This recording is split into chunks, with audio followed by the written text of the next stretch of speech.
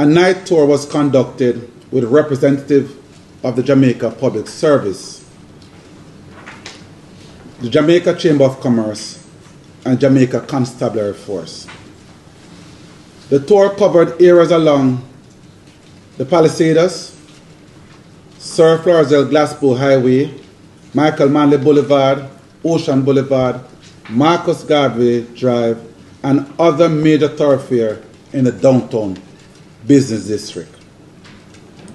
The aim of the tour was to highlight the number of malfunctioning streetlights across the major corridors and within the market district.